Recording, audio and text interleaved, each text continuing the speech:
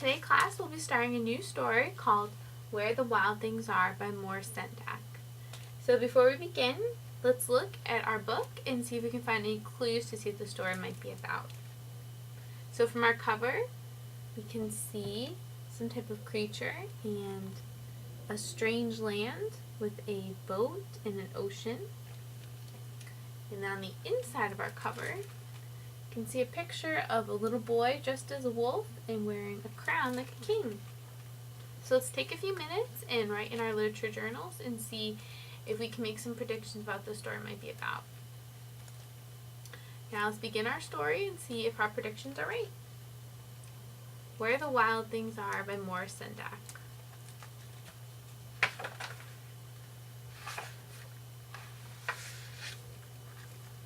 The night Max wore his wolf suit and made mischief of one kind.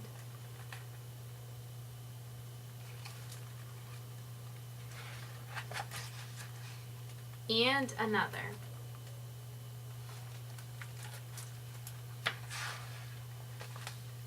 His mother called him Wild Thing, and Max said, "I'll eat you up," and he was sent to bed without eating anything.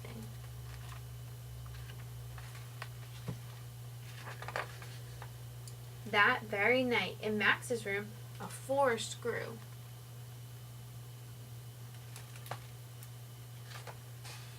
And grew.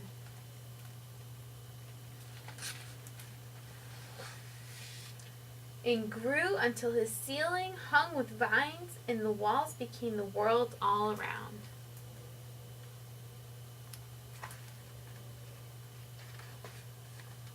And an ocean tumbled by with a private boat for Max, and he sailed off through night and day.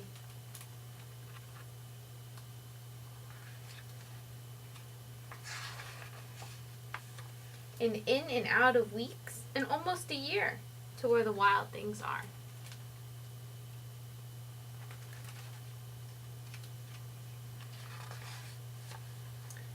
And when he came to the place where the wild things are, they roared their terrible roars and gnashed their terrible teeth and rolled their terrible eyes and showed their terrible claws.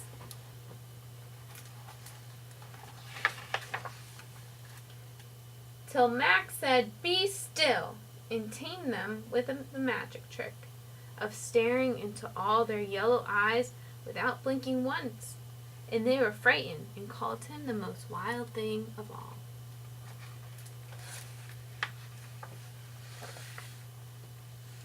It made him king of all the wild things. And now, cried Max, let the wild rumpus start.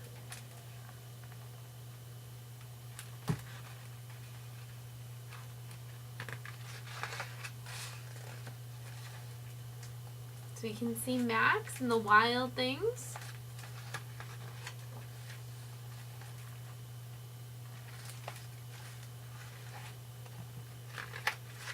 And all the different types of wild things with their king Max.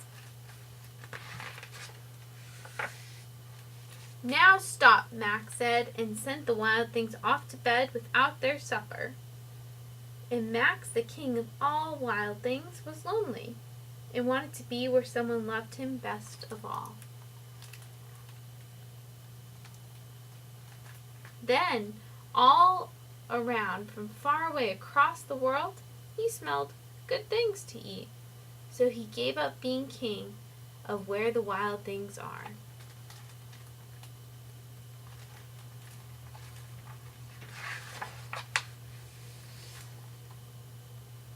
But the wild things cried, "Oh, please don't go. We'll eat you up. We love you so." And Max said, "No." The wild things roared their terrible roars and gnashed their terrible teeth and rolled their terrible eyes and showed their terrible claws. But Max stepped into his private boat and waved goodbye.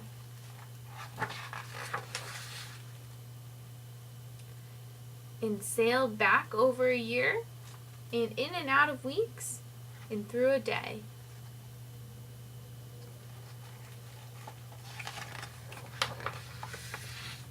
And into the night of his very own room, where he found his supper waiting for him.